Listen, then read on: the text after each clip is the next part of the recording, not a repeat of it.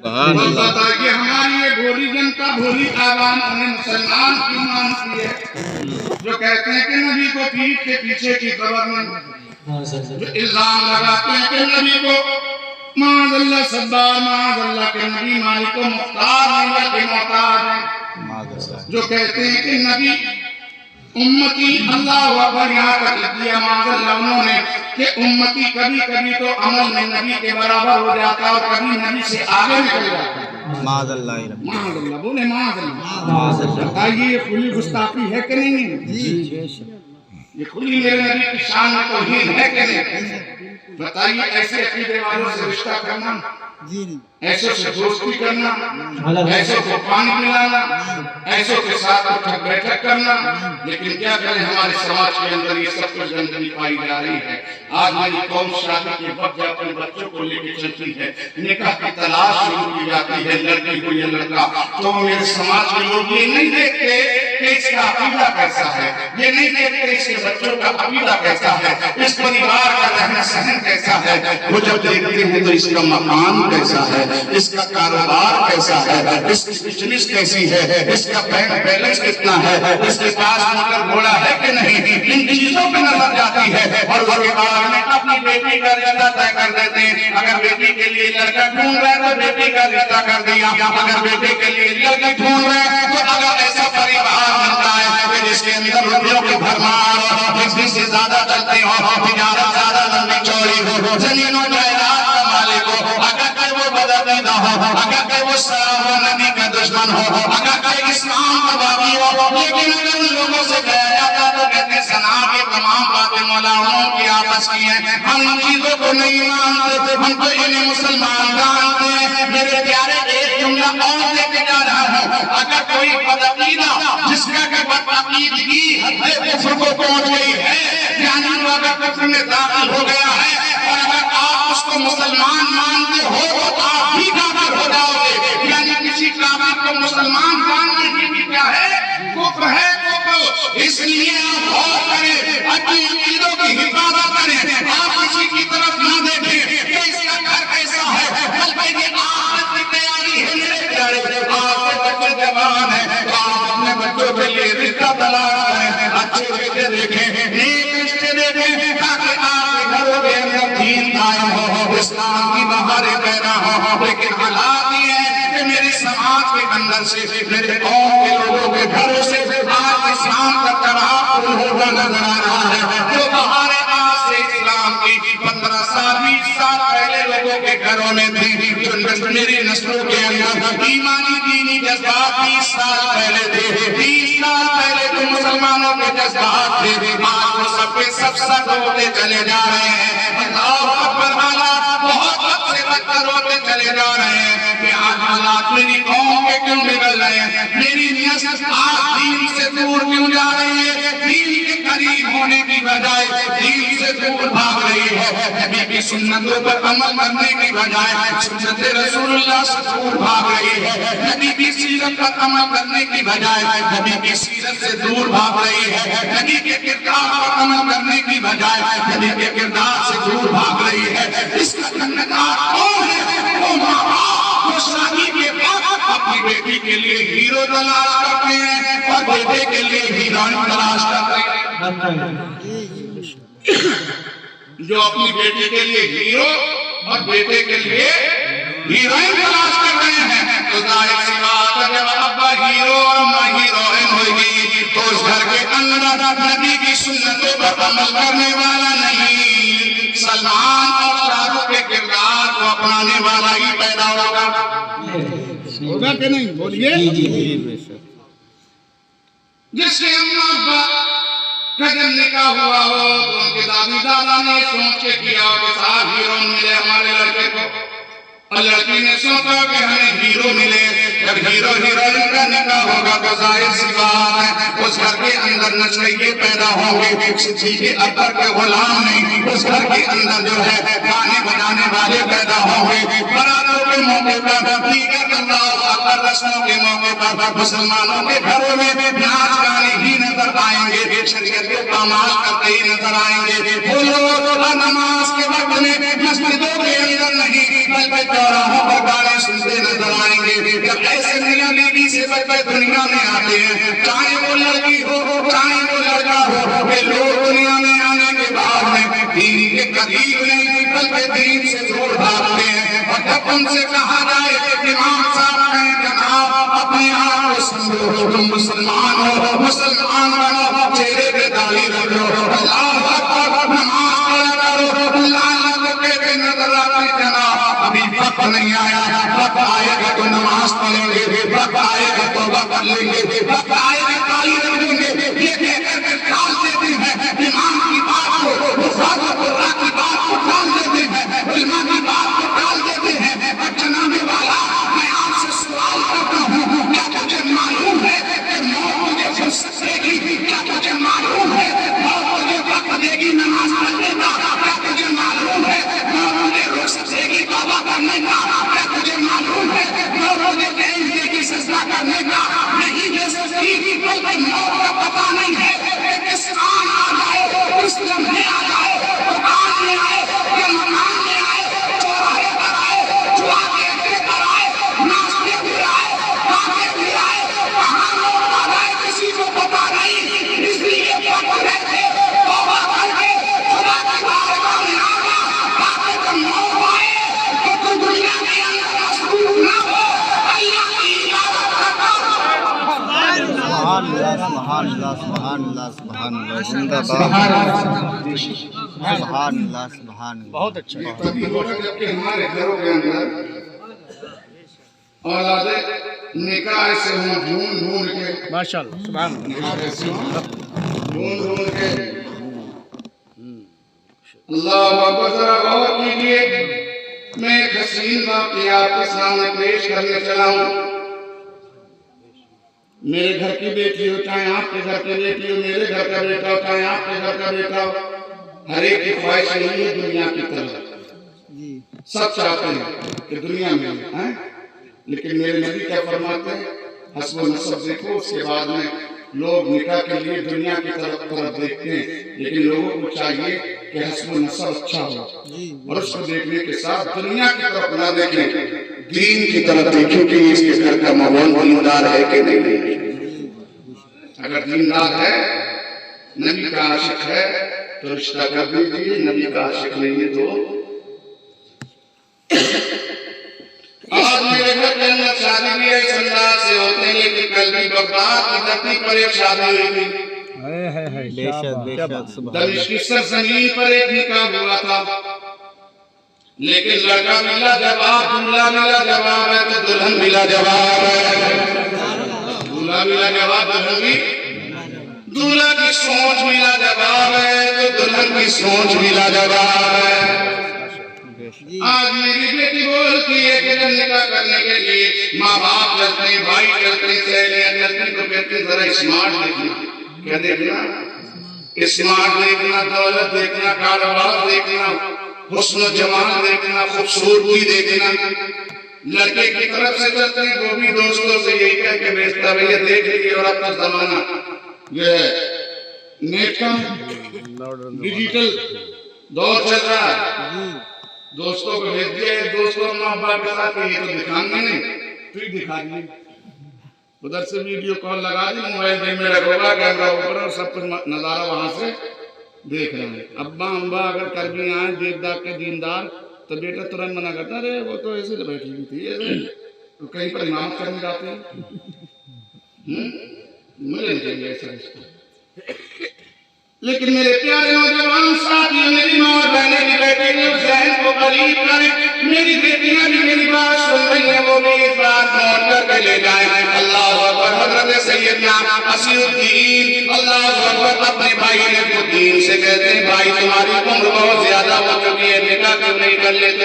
نکاح اگر تم کہو تو میں وزیر مملکت سے جا کر کے بات کر لوں، اس کی بیٹی بڑی حسین ہے، بیٹی بڑی حسین ہے، اس میں جمال کا پیکر ہے، اور ساتھ ہی ساتھ مال بھی بہت ہے، مال بھی بہت ہے، وزیر ہے، وزیر اعظم، وزیر خاتم عالیہ ہے، مال بھی ملے گا، اور ہو سکتا ہے اونچا عہدہ بھی مل جائے، اونچا عہدہ بھی مل جائے۔ اب حضرت نجمالدین کا ارشاد سنو، وہ کہتے ہیں مجھے سب کچھ گوارا ہے لیکن یہی گوارا نہیں، ए भाई मैं शादी तो करना चाहता हूँ, उम्र तो बीत रही है, लेकिन मेरी शर्त है। का शर्त कैसी का? मेरी शर्त मेरी ये है कि मैं ऐसी लड़की से निकाह करना चाहता हूँ कि कल कयामत के दिन जिससे मेरा निकाह हो, वो कल कयामत के दिन मेरा हाथ पकड़े और मुझे जन्नत में ले जाए। मेरा हाथ पकड़े मुझे जन्नत में ले जाए। सोच देखें। और आज की क्या है नौजवान की सोच कि मेरा हाथ पकड़े मॉल में ले जाए। और जब मॉल में ले जाती है तो पता चलता है कि मियां मिट्टू 5,000 महीने का कमाने वाले थे, उसने एक ही सूट में सब खत्म कर दिया। अब परत झांक रहे हैं और कह भी कुछ नहीं रहे। फिर बाहर जाके फोन कर रहे हैं दोस्त के पास में, यार मॉल में आ गए थे, जरा थोड़ा सा पैसे डाल दे, बैलेंस खत्म हो गया है। और पता नहीं है कि क्या क्या खरीदा जाएगा। हाँ ये हालात हैं। अल्लाहु अकबर।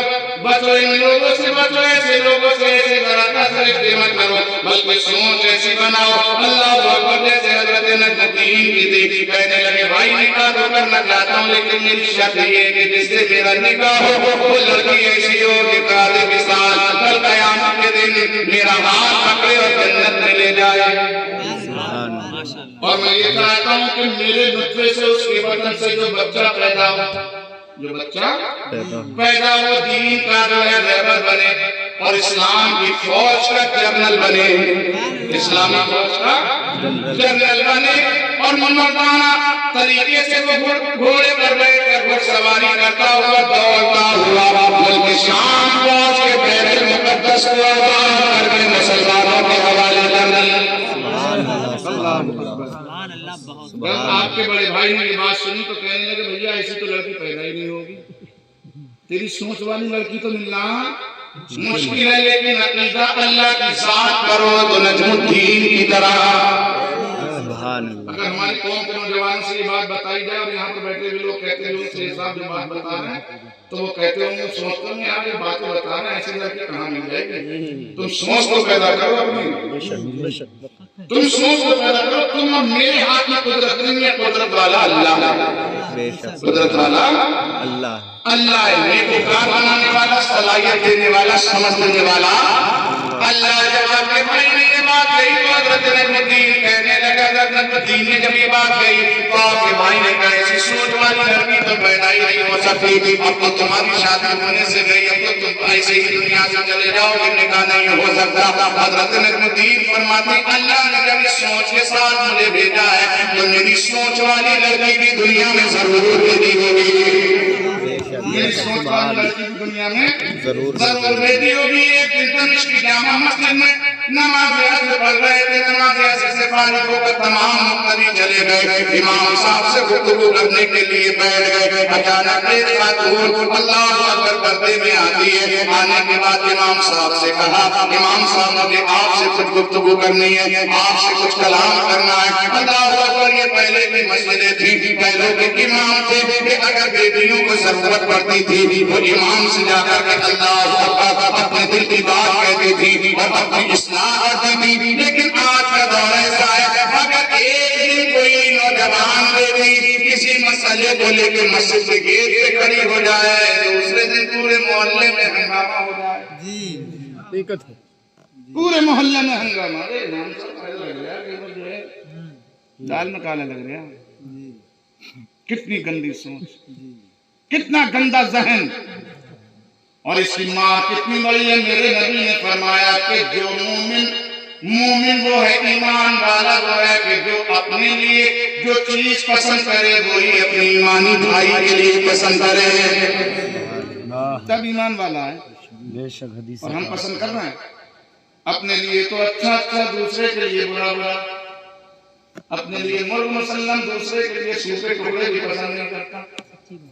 बताइए वो मोमिन की शान नहीं। मोमिन की शान ये है कि अपने आप को परेशानी में रहना गवारा कर सकता है, लेकिन अपने मोमिन भाई को कोई परेशान नहीं देख सकता। اللہ اکبر گفتگو ہونے لگی حضرت امام صاحب سے خاتون نے آگے کہا ٹھیک ہے بیٹی بتاؤ کیا بات کرنی چاہتی ہو؟ کہنے لگی ذرا حجرے کی طرف آئیے۔ امام صاحب حجرے کے قریب گئے، کہا بتاؤ تنہائی میں مجھ سے کیا بات کرنا چاہتے ہو؟ کہا امام صاحب آپ ہمارے امام ہیں، ہمارے رہبر ہیں، آپ کی ذمہ داری ہے کہ ہماری ہر ضرورت کا خیال رکھیں۔ کہا بتائیے تمہیں کیا ضرورت پیش آئی؟ کہا مجھے نکاح کرنا ہے، مجھے شادی کرنی ہے۔ کہا نکاح کرنا ہے؟ کہا ہاں شاہ مجھے نکاح کرنا ہے۔ کہا بتاؤ تمہیں نکاح کرنے کے لیے کیسے لڑکے کی ضرورت ہے؟ کہا میری شرط ہے، میری شرط ہے۔ کہا کیسی شرط ہے؟ کہا مجھے لڑکا ایسا چاہیے کہ جو میرا شوہر بنے، اس کی شان یہ ہو کہ اگر میں مر جاؤں کل قیامت کے دن جب کھڑی ہوں تو میرا شوہر میرا ہاتھ پکڑے اور جنت میں لے جائے، سبحان اللہ سبحان اللہ پکڑے اور سبحان جنت اللہ میں لے جائے لے جائے۔ اللہ اکبر کہا دوسری شرط یہ کہ میں یہ چاہتی ہوں کہ اس کے نطفے سے میرے وطن سے جو بچہ پیدا ہو وہ اسلام کا مرد مجاہد بنے، اسلامی فوج کا جنرل اور کمانڈر بنے، اور گھوڑے کی پیٹھ پر بیٹھ کر گھوڑا دوڑاتے ہوئے ملک شام پہنچ کر بیت المقدس کے اوپر کا سلام کیا اللہ کو نصب کر کے بیت المقدس مسلمانوں کے حوالے کر دے۔ سبحان اللہ سبحان اللہ اللہ اکبر۔ امام صاحب نے جب یہ شرط سنی اس لڑکی کی، کہا ٹھیک ہے تم نے باتیں تو بتا دی ہیں بڑی کر دی، مجھے رشتہ ملنا تو مشکل ہے لیکن تلاش کرتا ہوں، ہو سکتا ہے مل جائے۔ اللہ اللہ قدر حضرت نجم الدین یہ گفتگو بیٹھے ہوئے سن رہے تھے۔ جب وہ خاتون چلی گئی تو امام صاحب کے قریب آئے، کہا حضرت اس لڑکی سے نکاح کرنے کے لیے میں تیار ہوں۔ کہا تم نے اس کی شرطیں سن لی کیا شرطیں؟ کہا ہاں حضرت میں نے شرطیں سن لی، جو شرطیں اس کی ہیں وہی شرطیں میری ہی ہیں، جو شرطیں اس کی ہیں وہی شرطیں میری ہیں۔ اللہ اکبر۔ امام صاحب نے دونوں کا نکاح کرایا، وقت آیا کہ اللہ کی قدرت نے وہ کمال دکھایا کہ دمشق شہر کے اندر نجم الدین کے گھر میں 9 مہینے کے بعد میں ایک حسین و جمیل اللہ نے بیٹا عطا دیا، اور جب وہ بیٹا پرورش پاتا رہا، پروان چلتا رہا، 15 سال کی عمر میں پہنچا، اللہ اکبر، حضرت نور الدین زنگی رحمہ اللہ تعالیٰ کی فوج میں شامل ہو گیا، اور بڑھتے ایک وقت وہ آیا حضرت نور الدین زنگی رحمہ اللہ تعالیٰ کا 15 سال ہوا، وہ تمام اسلامی فوج کا جنرل اور کمانڈر نوجوان کو بنا دیا گیا۔ بڑھتے ایک دن وہ آیا کہ اس نے اللہ اکبر اللہ اکبر کبیرہ اپنی فوج کے ذریعے بیت المقدس پر رکھا ہوا بیت العالی، اللہ کا کرم ہوا، پروردگار عالم نے اس کے ہاتھوں بیت المقدس کو فتح کرایا اور مسلمانوں کے حوالے ہو گیا۔ جانتے ہو وہ نوجوان کون تھا، وہ بچہ کون تھا؟ جنت الدین اس عورت کے جنت جو ہے وطن سے پیدا ہوا، وہ شہزادہ کوئی اور نہیں بلکہ سلطان صلاح الدین ایوبی کی ذات ہے۔ ایسے قائد اسلام کے اندر، ایسے پرہیزگار، ایسے چیالے مسلمانوں کے گھروں میں اس کی محبت آتی ہے، جبکہ اس کے بعد کی سوچ حضرت نجم الدین کی طرح ہو، باقی سوچ حضرت نجم الدین کی بیوی کی طرح ہو۔ ایسی سوچ والے بچوں کو اپنے گھروں میں تربیت دیجیے، جب ایسی تربیتوں کے ساتھ ہمارے بچے آگے بڑھیں گے، قسم خدا کی وہ دن دور نہیں ہوگا تو دنیا کے کونے کونے میں آپ کا بول بالا اور اسلام کا اجالا ہوگا۔ سبحان اللہ سبحان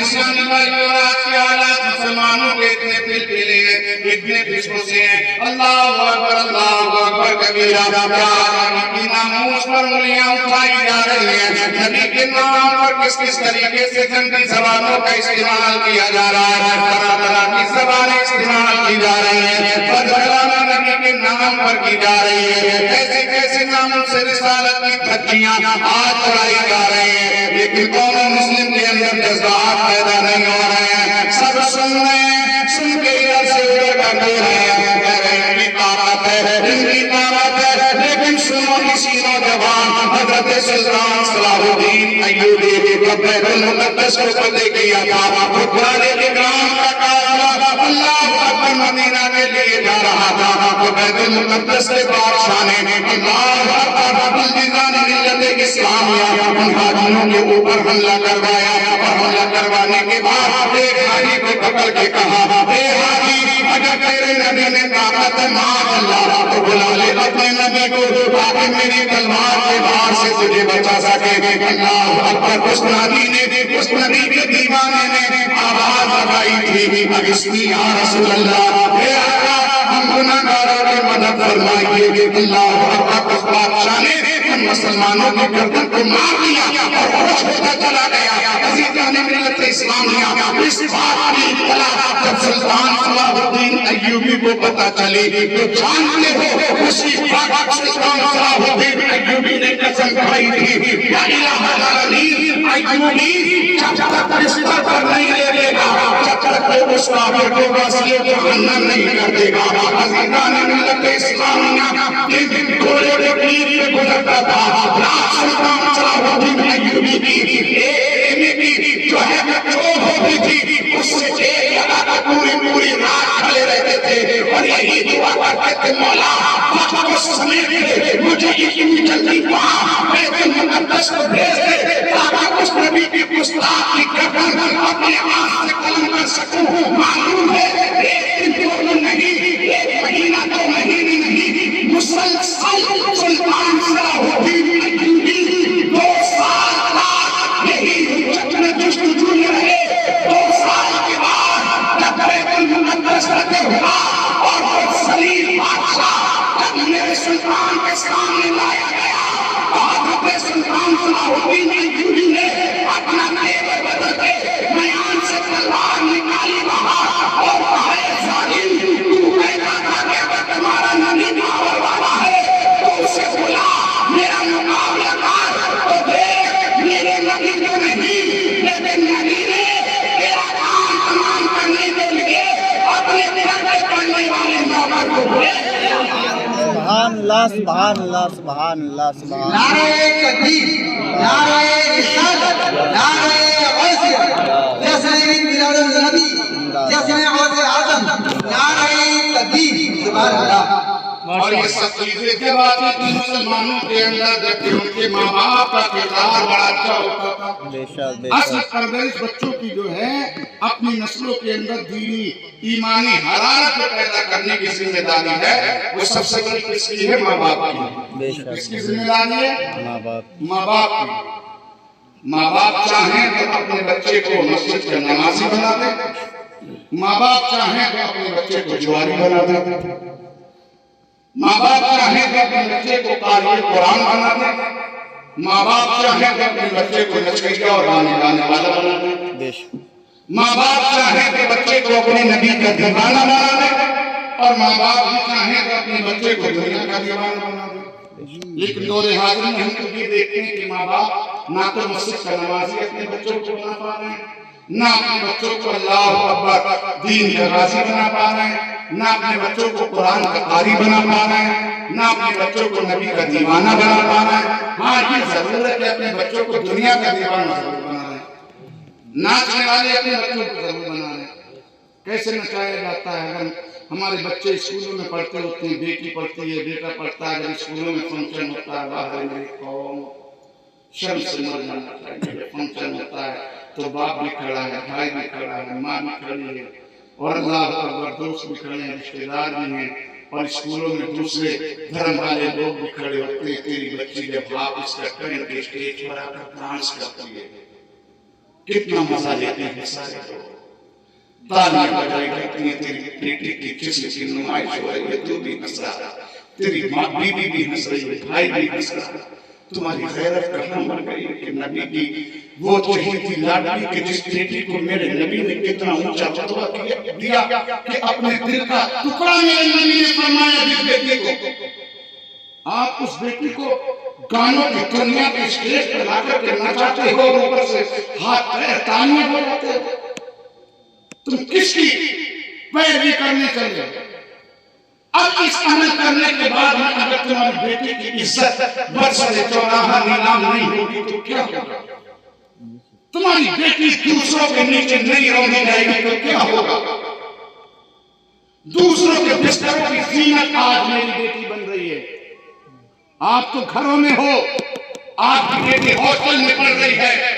تمہیں معلوم ہے میری بیٹی ہاسٹل میں پڑھنے والی وقت پر اپنے بستر پر لیٹتی ہے یا کہیں دوسری جگہ لیٹ رہی ہے؟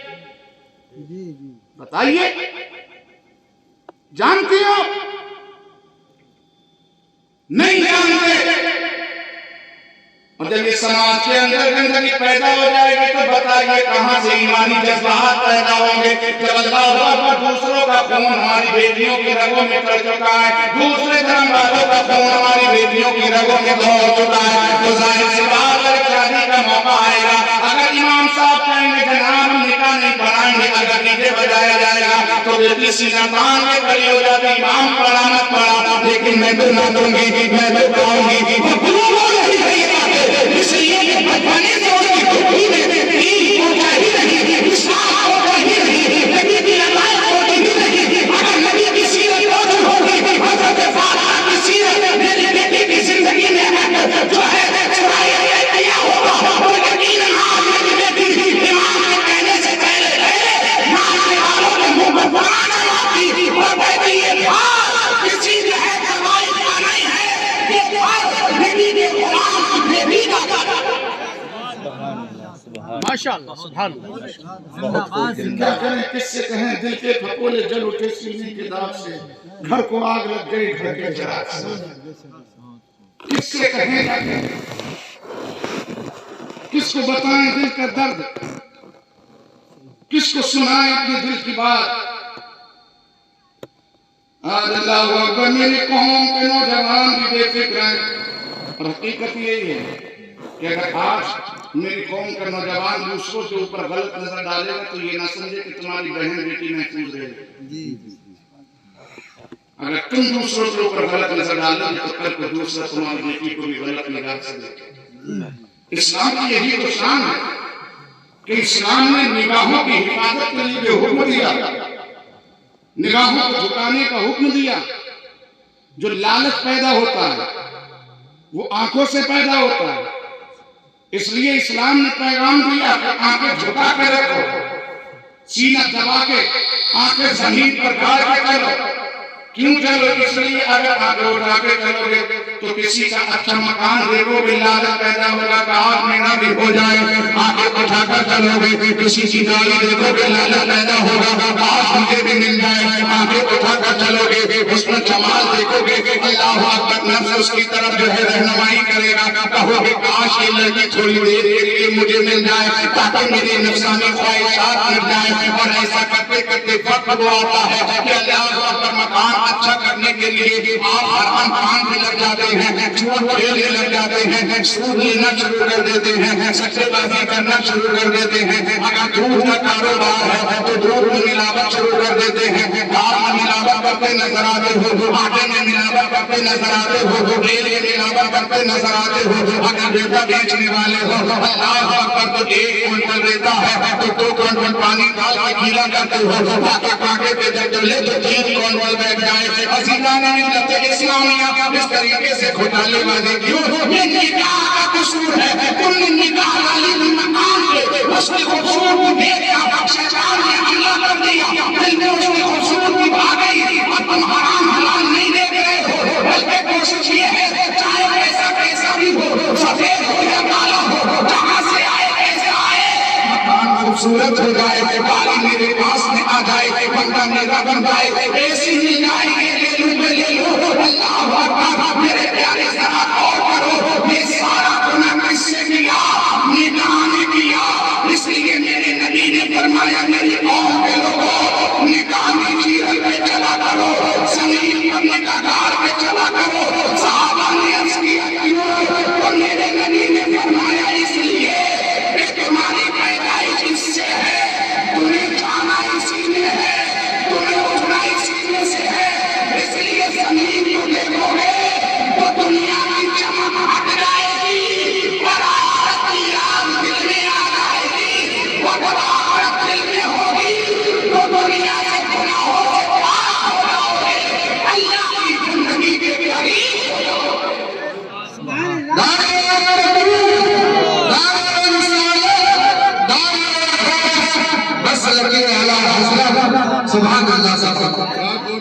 होती चली जा रही है। बात बहुत तभी लोग इज्जत खत्म कर दें। टाइम कितना हो गया बोलो? 12 बज चुके हैं।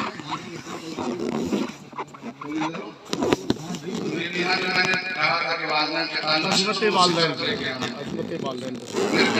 इस्लाम निभाइए, अपने तमाम बर्बादों से हमें बचना है। तो अब मेरे नबी का जो हुक्म है, मेरे नबी का जो आदेश है, क्योंकि मेरे नबी की हर सुन्नत में बहुत बड़ी बड़ी हिकमतें पोशीदा हैं। हर सुन्नत में आज लोग अपनी दाढ़ियों को मुड़ाते हैं, बड़ी शौक से मुड़ाते हैं। जानते हो दाढ़ी मुड़ाने से इंसान के अंदर नामर्दानगी पैदा होती है, दाढ़ी मुड़ाने से, और चेहरे का जो हुस्न है वो खत्म हो जाता है। आप देखें दाढ़ी मुड़ाने वाले कितने कितने पैसा खर्च करते हैं और पिटते अलग से, पिटते अलग से, पिटते दाढ़ी मुड़ाने वाले। सलमान जब दाढ़ी मुड़ा मूंछ लेता है उसके बाद में जो लोशन लगाता है तो कैसे मारता पीछे खड़े होके? मारता नहीं मारता वो मारता है। देखो दाढ़ी मुड़ाने की सजा दुनिया से शुरू हो गई। कोई कह नहीं सकता करोड़पति जिम्मेदार भी कि हम पिटे नहीं, मोहल्ले वाले से पिटियो ना पिटियो, लेकिन सलमानी की दुकान में जरूर पिटियो। कितनी भी तुरंत गाँव मुँह छड़ी हुई हो कि साहब कौन बात कर सकता है हमसे आंख मिला के, कोई मिला के बात करे ना करे, लेकिन सलमानी कर लेता है जी। और ऐसा करता है कि बातों बातों में कूद भी लेता है। और ये सजा हम समझते हैं कि साहब वो तो लोशन लगा रहा है, लेकिन मेरे प्यारे सुनो, ये सजा तो मिल रही है मेरे नबी की सुन्नत को चेहरे से दूर करने की।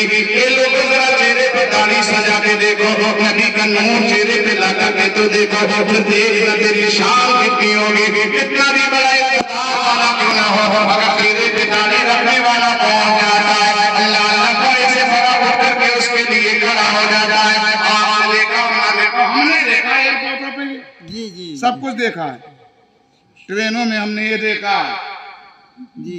कितने भी मुसलमान जाते हैं कोई परवाह नहीं, लेकिन दाढ़ी वाला दिख जाए तो सब फिक्रमंद हो जाते हैं।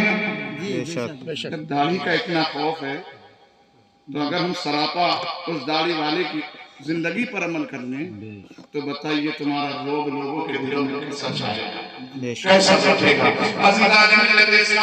लेकिन ये बातें मैं कह रहा हूँ इसलिए ये आएगा तो तब ना जबकि हमारे माँ बाप की जिंदगी अच्छी हो और माँ बाप ये ख्याल करें मेरे प्यारे की मेरी औलाद मेरी तरफ हमसे मोहब्बत करे, हमारा अदब और एहतराम करे, हमारी ताज़ीम करे, हमारी इज्जत करे। तो उनकी जिम्मेदारी है कि वो अपने माँ बाप की इज्जत करें, अपने माँ बाप की ताज़ीम तौक़ीर करें। अज़ीज़ान मिल्लत इस्लामिया, अब मैं एक बात अल्लाहु अकबर सास के ताल्लुक से कह के आगे बात बढ़ाना चाहता हूँ।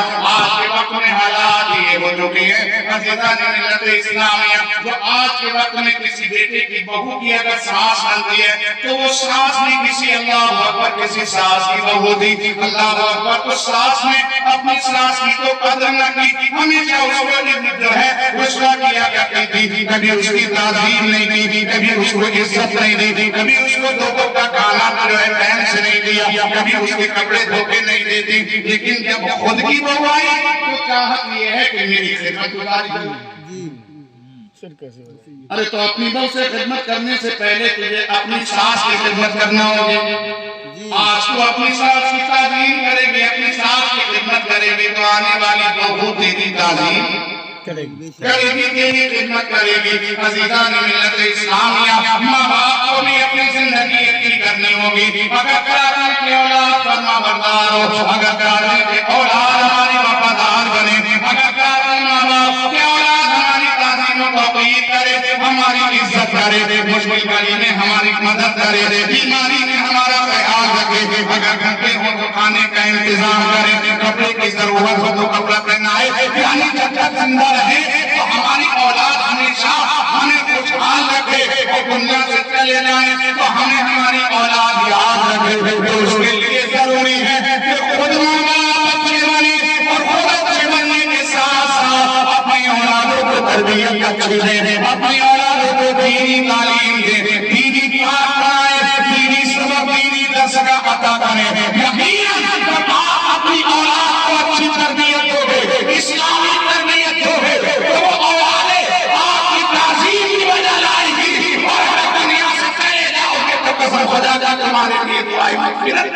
سبحان اللہ تالی ایک طرف سے نہیں بج رہی ہے، بس دونوں طرف سے بج رہی ہے۔ جب تک دونوں ہاتھ نہیں ملیں گے تالی نہیں بجے گی۔ عزیزان ملت اسلامیہ، اور میں اولادوں سے بھی کہنا چاہتا ہوں کہ اولادوں کو چاہیے اگر باپ بوڑھے ہوں یا جوان ہوں، باپ ہوتا ہے، کہ باپ کتنا اللہ اکبر کتنا دل والا ہوتا ہے، کتنا دل والا ہوتا ہے۔ لوگ کنجوسی سے کہتے ہیں کہ صاحب یہ آدمی تو بڑا کنجوس ہے، لیکن تم کیا جانا اس کے دل کی بات، تمہیں کیا پتا اس کے دل کے رازوں کو۔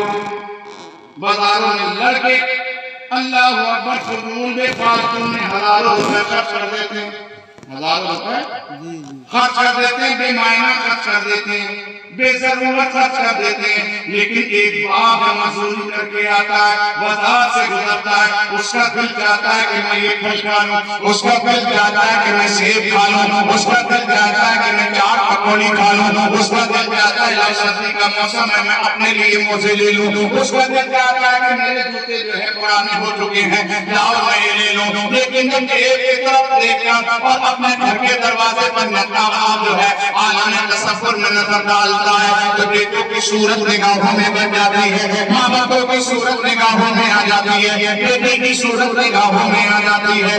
یہ حالات سے باہر نکال لیتا ہے اور کنجوسی سے کام کرتے ہوئے کہتا ہے مولا میرے پاس سے پھٹے ہوئے کپڑے صحیح، میری سردی کٹ جائے گی، پرانا جوتا صحیح میں جیسے تیسے گزار لوں گا، لیکن میرا بیٹا جو ہے گھر کے اندر ہے، میری بیٹی گھر کے اندر ہے، اگر میں نے اپنی شوق پورے کیے تو میں اپنے بیٹے کو اچھا لباس کہاں سے دوں گا، اچھا لباس اچھے کپڑے کہاں سے دوں گا، اچھا جوتا کہاں سے دوں گا، بیٹی کو گرم لباس کہاں سے پہناؤں گا۔ اے میری نوجوانوں سنو، اے میری بیٹیوں سنو، یہ وہ باپ ہے کہ جو اپنی تمام تر خوشیوں کو اندر ہی اندر پیتا ہے، اس لیے اپنے لیے نہیں بلکہ اس لیے تاکہ میری بیٹے اور بیٹے کی زندگی خوشگوار۔ سبحان اللہ یہ باپ ہوتا ہے کہ تمام تر دکھ تکلیف برداشت کرتا ہے، کس کے لیے؟ اپنے بچوں کے لیے۔ یہ ماں ہے جو تمام رات اللہ اکبر جاگتی رہتی ہے، کس کے لیے؟ اپنے بچوں کے لیے۔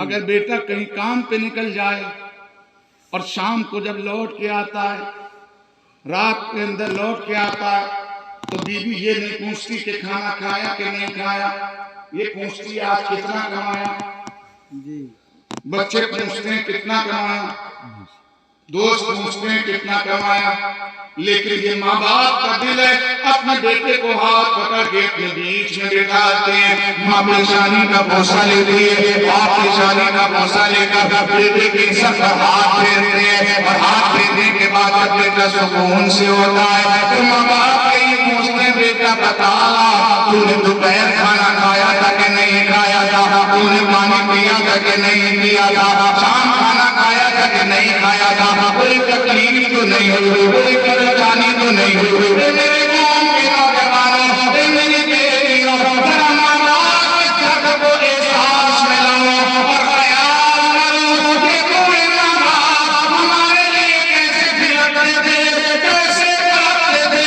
بلک بلک کے انہوں نے زندگی گزاری ہے۔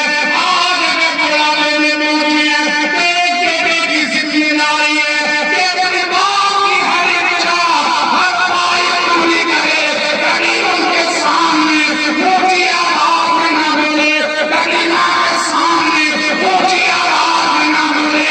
اگر میری قوم کا نوجوان اپنی ماں باپ کی قدر کرے، اونچی آواز میں گفتگو نہ کر کے بلکہ جب گھر سے کام کے لیے نکلے تو امام صاحب کا ہاتھ چھونے کی بجائے اگر اپنی ماں کے ہاتھ کو چھوڑے، تین کا ہاتھ چھونے کی بجائے اپنے باپ کا ہاتھ چھو کے نکلے گا، قسم خدا کی پورا دن پریشانیوں سے بھی محفوظ رہے گا۔ اور اللہ کرے ماں باپ کے قدموں کی برکت سے تیرے رزق میں بھی ہو سکے۔ سبحان اللہ سبحان اللہ سبحان اللہ لیکن یہ کیا ہے؟ ماں اپنی بری نگاہوں سے دیکھتی رہتی ہے کہ بیٹا جا رہا ہے، کب آئے میرے پاس کہ میں شفقت کا ہاتھ رکھوں، لیکن یہ اپنی جلوہ کے پلو سے بندھنے والا کمرے سے نکلتا ہے تو ماں کی طرف پلٹ کے بھی نہیں دیکھتا، جی حق ہے. باپ کی طرف پلٹ کے بھی نہیں دیکھتا. اگر ماں باپ کو 100 روپے کی ضرورت ہو تو پوچھنے کے لیے تیار نہیں ہے. اگر کبھی طلب کرنے تو چیخنے لگتا ہے. تمہیں تو یہی پڑی رہتی ہے کہ یہ لانا ہے وہ لانا. اور اسی لمحے میں اگر بیٹا کسی چیز کی ضد کر لے چاہے وہ لاکھوں کی ہو کبھی گریز نہیں کرتا. اس وقت اس کو جو ہے اپنے مہینے کا بجٹ سامنے یاد نہیں آتا کہ بجٹ سے اوپر خرچ ہو چکا ہے. اس لیے کہ وہ سمجھتا ہے کہ میری اولاد ہے. ارے وہ خیال کر جس طریقے سے آج تجھے اپنی اولاد کا خیال ہے، ہر ضرورت اس کی پوری کر رہا ہے، اپنی اچھا مار کے بجٹ سے اوپر خرچہ پہنچ گیا، لیکن اس کی زبان سے نکلی گئی بات کو پورا کر رہا ہے. تو اپنے پڑھنے کو ذرا سامنے لا. کل تیرے ماں باپ کے سامنے بھی کچھ حالات پیدا کیے ہوں گے اور کہ تم نے اپنی جو ہے مرضی اپنے ماں باپ کے سامنے رکھی ہوگی. اگر کوئی کوئی حیثیت نہیں تھی وہ چیز دلانے کی، لیکن تیرا کرنا نہ مجھے تیرے باپ نے کسی سے ادھار لیا ہو یا قرضہ لیا ہو یا اپنے آپ کو گروی رکھا ہو، لیکن تیرا دل ٹوٹنے نہیں دیا. میرے قوم کے نوجوان اس وقت کو یاد اور جب اپنے بیٹوں کی اچھائیں پوری کرنے چلو تو اپنے ماں باپ کا دل نہ توڑا کرو، بلکہ اپنی اولادوں کے ساتھ اپنے ماں باپ کو بھی خوش رکھو. تم اپنے ماں باپ کو خوش رکھو گے اللہ تمہیں دنیا میں خوش رکھے. سبحان اللہ سبحان اللہ.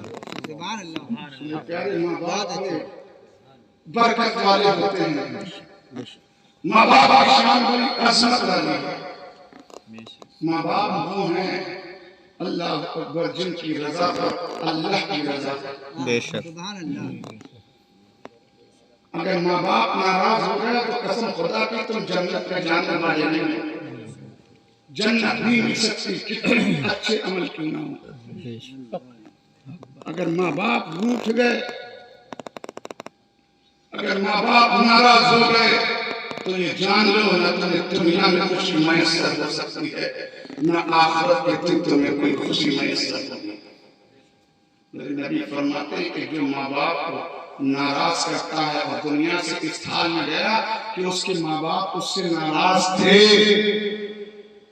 اللہ کے رسول فرماتے ہیں پروردگار عالم اس کے ایمان کو اس طریقے سے کھینچ لیتا ہے جیسے کہ کرتا اتارتے وقت گلے سے کھینچا جاتا ہے. سر کو کوئی تکلیف نہیں ہوتی. ماں باپ کو ناراض کرنے والے کے ایمان کو دلوں سے کھینچ لیا جاتا، اسے پتہ ہی نہیں چلتا. اس لیے اپنے ماں باپ کی عظمت کو پہچانو، ماں باپ کی عظمتوں کو جانو، ماں باپ کے رتبوں کو پہچانو. اور میرے لوگ پیارے دینی اسلامی بھائیوں، ماں باپ کی عظمتوں کو اگر پہچان لانا چاہتے ہیں تو ماں باپ کی بھی ذمہ داری بنتی ہے کہ وہ اپنے بچوں کو دین سکھائیں.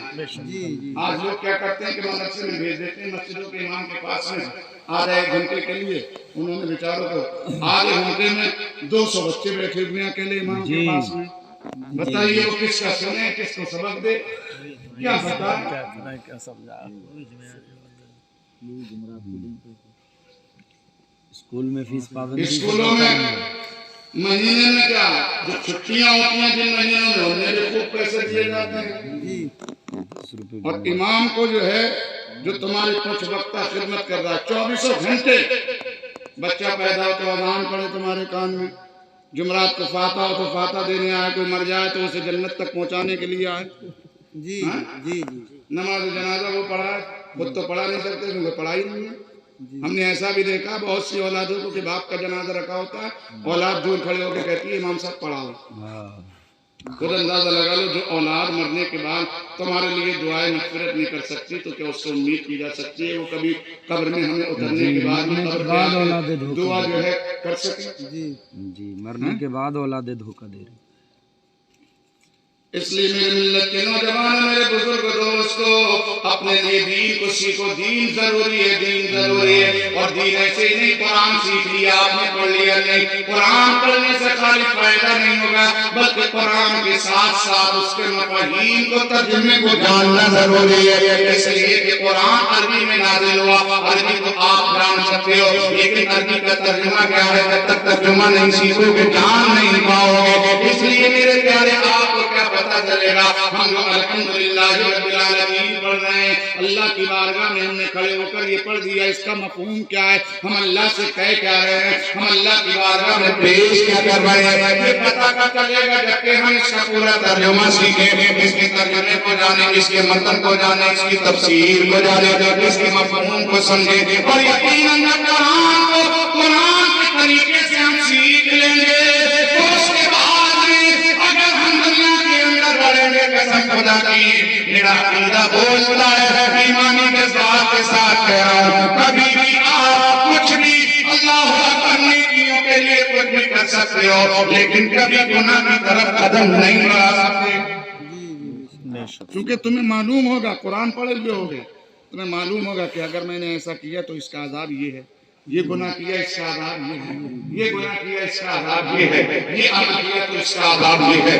ایسا کروں گا تو اللہ اس سے انعام دے گا, ایسے انعام دے گا, یہ انعام عطا فرمائے گا. جنت کا یہ حصہ ملے گا, جنت کی وہ وادی ملے گی, جنت کا یہ محل ملے گا, جنت میں یہ میوے ملیں گے, اور یہ سب سمجھ میں آئے گا جب کہ قرآن سیکھیں. اس لیے میرے پیارے دینی اسلامی بھائیوں, خطبے کے بعد میں نے قرآن کی آیت پڑھی تھی, اللہ اکبر ان اولیاء الا المتقون. اللہ کا محبوب ہوتا ہے, اللہ کا بندہ جو ہے محبوب ہوتا ہے, پیارا ہوتا ہے, جو پرہیزگار ہو, جو متقی ہو. اے مسلمان, اے میری قوم کے لوگوں, اے میرے دینی اسلامی بھائیوں, ایمانی رشتے کی ماں بہنوں, میں آپ سے کہنا چاہتا ہوں, اے میرے ایمانی رشتے کے بھائیوں اور بزرگوں, میں آپ سے کہنا چاہتا ہوں, ہمیں چاہیے کہ ہم اپنے آپ کو پرہیزگار بنائیں, متقی بنائیں, نیکوکار بنائیں, اپنی زندگی نیکوکار بن کے گزاریں. اللہ اکبر, اگر آپ پرہیزگار بن کے زندگی گزارو گے تو دنیا کی عزتیں بھی تمہیں ملیں گی, آخرت کی عزتیں بھی تمہیں ملیں گی. ہم یہ نہیں کہتے ابو بکر کی طرح عبادت تم کرو, عمر کی طرح عبادت تم کرو, عثمان و علی کی طرح عبادت تم کرو, غوث اعظم کی طرح. اگر رات کو کھڑے ہو جاؤ تو صبح کی سفیدی نمودار ہو جائے, اس طریقے سے عبادت کرو. ہم یہ نہیں کہتے, لیکن اتنا ضرور کہیں گے جو اللہ نے ہمارے اوپر کرنے کے لیے فرض قرار دے دیا اس کو عملی جامہ پہنا دے, اور جن کو بچنے کا حکم دے دیا ان سے اپنے آپ کو بچا لے, علیحدگی اختیار کر لے, دین کی طرف اچھائیوں کی طرف قدم بڑھائے, قرآنوں سے پیچھے ہٹے, نیکیوں کی طرف بڑھے, بدی سے پیچھے آ جائے, اس پہ رسول اللہ کی طرف بڑھے. عمل جو ہے زندگی سے اپنے آپ کو علیحدہ کر لے, انشاءاللہ تعالیٰ اگر اس طریقے سے میری زندگی گزرے گی, اللہ کی طرف سے تجھے مجھے ایمان ملے گا. انما اکرمکم عند اللہ اتقاکم, اللہ کی بارگاہ سے عزت اسی کو ملتی ہے جو جتنا دنیا میں پرہیزگار اور متقی ہو. سبحان اللہ, سبحان اللہ. اس لیے میرے پیارے دینی اسلامی بھائیوں کی زبان سے چند باتیں آپ تک میں نے پہنچا دی ہیں. اگر آپ کی کانوں کی سماعتوں سے دل تک پہنچی ہوں اور ذہن نے اس کو قبول کیا ہو تو آپ اپنے اندر جو ہے اصلاح پیدا کیجیے, اپنے معاشرے کی اصلاح کیجیے, اپنے اندر سے برائیوں کو دور کیجیے, اپنی کمیوں کو دور کیجیے, اور کوشش میں لگ جائیے کہ ہمیں برائی کا خاتمہ کرنا ہے اور اچھائی کو آگے بڑھانا ہے. ہر ایک آدمی یہ کہنے کے ساتھ میرے اکیلے کرنے سے کچھ نہیں ہوگا تو یہ ہماری سوچ بہت چھوٹی ہے. میرے نبی نے اکیلے ہی اچھائی کو آگے بڑھایا تھا, دین کی تبلیغ اکیلے ہی کی تھی, پورا مکہ مخالف تھا, ہر ایک نے مخالفت کی, لیکن میرے نبی نے سب کی آوازوں کو سنا اور سن کر ادھر سے ادھر کر دیا. اللہ کا جو حکم ہوتا گیا میرے نبی اس آواز کو لوگوں تک پہنچاتے گئے, اور اس آواز کی آج آپ برکتیں دیکھ لیں کہ وہ آواز مکہ میں بلند ہوئی تھی اور آج دنیا کے کونے کونے میں وہ آواز بلند ہوتی ہے. وہ اللہ اکبر, وہ کردار بلند ہوتا ہے. اس لیے تنہا نہ سمجھیں, آپ دین کے معاملے میں اگر اکیلے کھڑے ہو, حق والے ہمیشہ کم ہوتے ہیں, حق والے ہمیشہ حضرت عمر تو دعا کرتے تھے مولا تو مجھے تھوڑوں میں رکھ لیکن سچوں میں رکھ، جو حق والے ہوں ان میں رکھ۔ اور آقا کی حدیث بھی ہے کہ حق والے تھوڑے ہوں گے، حق والے تھوڑے ہوں گے۔ میرے آقا ایک دن واعظ فرما رہے تھے، آقا نے ارشاد فرمایا ایک وقت ایسا بھی آئے گا کہ مسلمانوں کے اوپر ظلم و زیادتی کی جائے گی، ہر طرف سے مسلمانوں کو پسپا کیا جائے گا۔ تو صحابہ نے عرض کیا تھا یا رسول اللہ کیا مسلمانوں کی تعداد کم ہوگی؟ تو آقا نے ارشاد فرمایا مسلمان تو بہت ہوں گے لیکن ایمان والے کم ہوں گے۔ مسلمان بہت ہوں گے لیکن ایمان والے کم ہوں گے۔ اور آپ دیکھ لیں آج 200 کروڑ سے اوپر مسلمان ہیں، کیا حالت بنا کے رکھ دیے، کیا حالت ہے۔ کل قیامت کے دن حضرت آدم کو حکم ہوگا اللہ کی طرف سے، آدم اس میدان محشر میں سے جہنمیوں کو چھانٹ کے جہنم میں ڈالو، ہاں جنتیوں کو نکالو۔ تو حضرت آدم عرض کریں گے مولا کتنے میں سے کتنے کو؟ تو اللہ فرمائے گا 1000 میں سے 1 کو جنت دو اور 999 کو جہنم میں ڈالو۔ کیا سمجھ رہے ہیں آپ؟ مسلمانوں کے گھروں میں پیدا ہو گئے تو کیا جنت تم نے بنا لی؟ جنت تمہارے ٹھیکیدار ہو تم جنت کے؟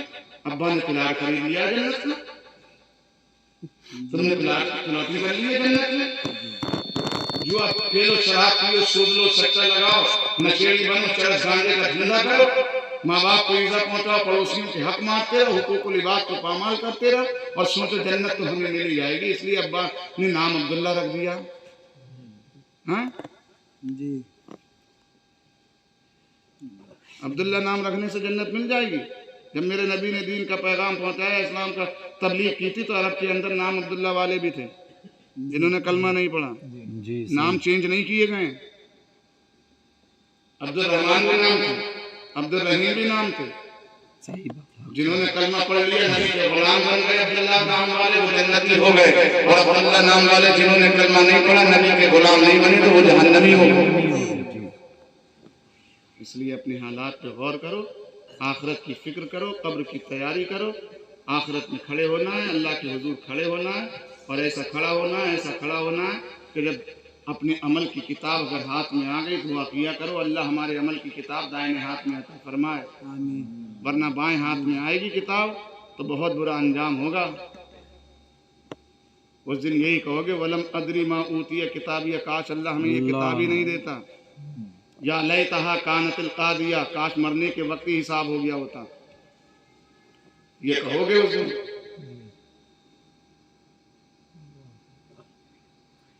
پھر اللہ فرشتوں کو حکم دے گا، فرشتے پکڑیں گے، اور جب پکڑیں گے تو اللہ کی طرف سے حکم ہوگا ثم فی سلسلۃ ذرعها 70 ذراعا فاسلکوہ، کہ فرشتے انہیں پکڑ کے جہنم کی 70 ہاتھ لمبی زنجیر میں پیرو دو،